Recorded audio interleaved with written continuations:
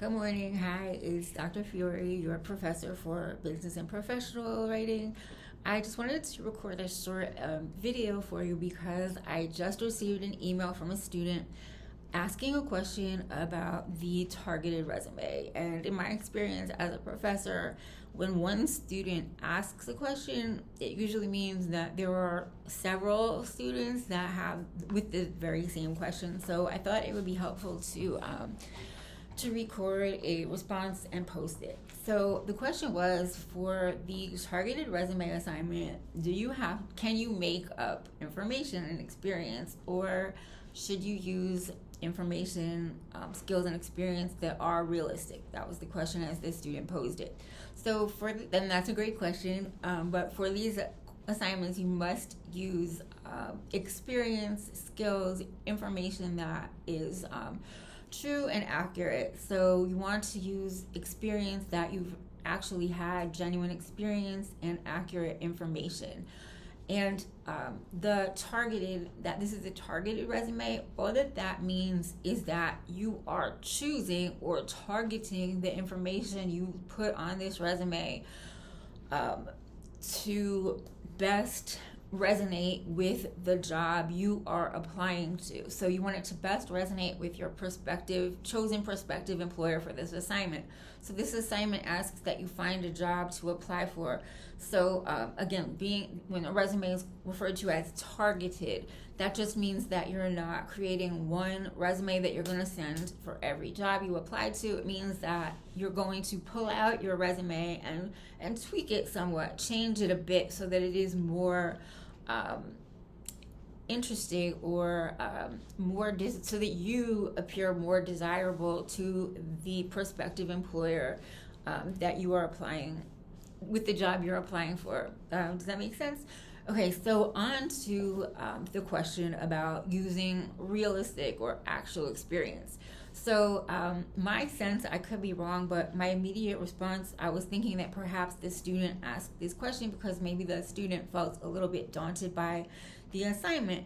I was thinking perhaps that the student maybe doesn't have a lot of work experience because many of you haven't entered the workforce yet in terms of your dream job or the field that you really want to work in. Many of you are in school at this very moment, gaining the qualifications and credentials to one day get that job. And so you may feel like, well, I haven't worked in accounting yet, or I haven't worked in education yet, so the experience I have isn't relevant and I don't want to put it on the resume. So you have, first of all, I would say that that's wrong. You shouldn't think that way because what you should look at is not necessarily the job or the company. Rather, you should think about the skills that were required of you and the skills that you demonstrated in your previous job or jobs, and which of those skills would be desirable to a prospective employer. So there are many skills that are going to be desirable across the board. For example, leadership, communication, teamwork, interpersonal skills. These are very important skills, and I'm sure they were important skills for a job that you may have worked in the past, and they're going to be important in many of the jobs you have going forward. So my advice to you is that don't think about your work experience as being irrelevant to the job you're applying for. Instead, think about identifying the skills that are going to be attractive and desirable to your prospective employer. And I'll give you an example. So let's say you work at Target and you want to be a third grade teacher. And maybe you're thinking, well, how can my work at Target possibly help me get a job as a third grade teacher because it's not relevant? Wrong. So let's say in your work or your job at Target, you were required to have strong communication skills, and not only that, but you demonstrated strong communication skills. I would specify that on the resume, but you may also be wondering, well, how do you demonstrate good communication skills? There are several ways. One way that you can identify good communication skills is by being a good listener. So let's say you've worked in retail. Anyone who's worked in retail knows that to be good in retail, you have to be a good listener, because you will interact with all types of customers, and many customers will have complaints. They may have had a bad experience in the past at your place of business, and so listening is super important in retail as it is in education. Another way that you can show that you have strong communication skills, if you are able to adopt your style of speaking, your mannerisms, to better fit different audiences. That is another way that you can demonstrate that you have strong communication skills. And I'll give you a third way. A third way you can identify demonstrating strong communication skills. Have you ever mediated an argument?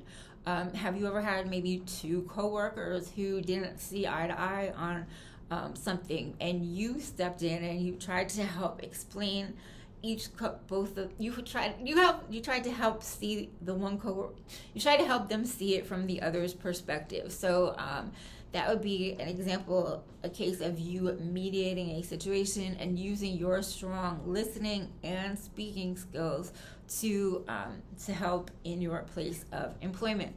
So that is my first suggestion to you. If you are thinking that you don't have relevant experience, rethink that and zero in on the skills that you can identify. Something else that you can choose to do. On a resume, it is typical to put your experience section before the education section. Why is that? Well, it's very simple. Because for most employers, your work experience is of much greater interest and importance than your education.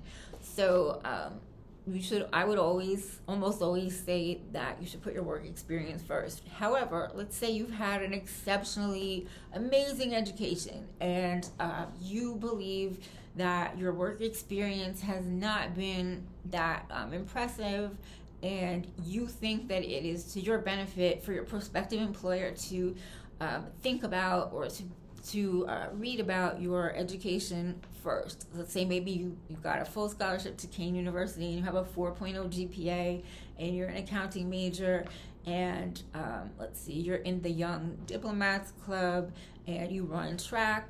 All of those are amazing accomplishments, and maybe you want your prospective employer to think about that first. You can put the education section before the work experience. That's a choice. I would opt for the first route, which I gave you, which is to think about the skills that you demonstrated in your previous jobs, because that's what is going to apply across the board, and that is what is really going to help get you hired. So anyway, I hope this was helpful, and have a great day.